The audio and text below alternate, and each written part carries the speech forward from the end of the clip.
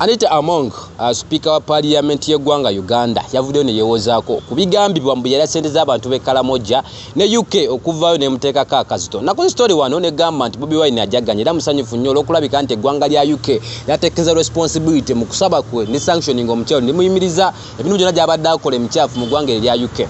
Speaker Anitah Among si musanyufu.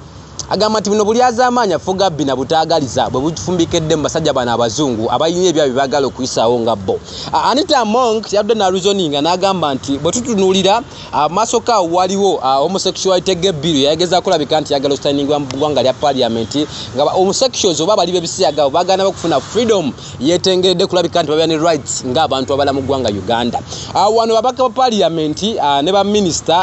n'abantu abalala banyo baava ne balega concern yaabwe nga bagamba nti bo sibeetegefu kusiiwuuka mpisa ku involvinga faces za immorality ekitwandise emize gino egiri immoral oba okusiiwuuka empisa okufaanaganako bwe era nga bagamba nti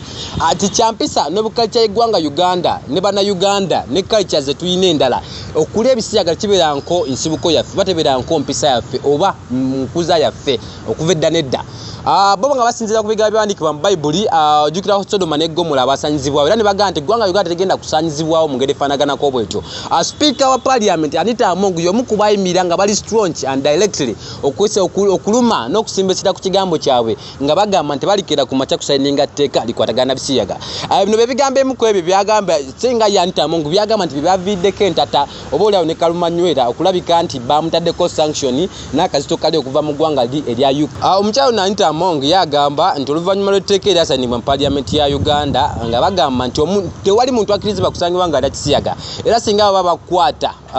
oba ogenda kubonerezebwa naawe agenda okubeera nti oyambyeko oba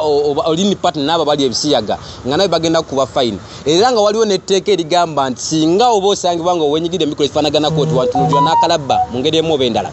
Bino si be bokka aba feeling concerned about it ne papa wa Uganda ne papa naye ojjukira nti naye yali concerned mu tteeka lino nga limaze okulabika nti lisayininga era n'agamba nti at least bajjemu ekyo ekyokufa kubanga kiri too much. Ye Anitah Among agamba nti yemu ku nsonga yaviddeko abasajja bano okunyiiga ennyo we bati okulabika nti basobodde ogezaako okulabika nti bamuteekako sanctions zino zokulabika nti bamiriza ogenda musiri bwe yagedde kwe yatuse ku nsonga z'amabaati zino ayategeeza n'agamba nti mu kusooka amabaati gano bwe gaaleetebwa of course teyali yekka yatwala amabaati amaanyi n'abalala bangi abaatwala amabaati gano naye bo lwaki tebavaayo okulabika nti nabo babateeka mu mbeera ye lwaki balonzeemu ye okulabika nti bamusanctioninga ebbanga akadaaga lyamala nga asaavinga nga speaker wa Parliament bingi byakola nga binyigiriza n'obutadda ku saidi yaabwe lwaki tebamusanctioningangako lwaki era balondayo ye kitegeeza nti kino kiba buno obubanga buli azaamaanyi nakwagala kulabika nti bamunyigiza eva much President Museveni yalabika ng'omusanyufu eri omulimu Anitah Among gwakola guno yagamba nti bano abasajja tebatutiisatiisa tusobola okugezaako kulabika nti tusitandinga n'okukola ebyaffe ngaffe with or without them.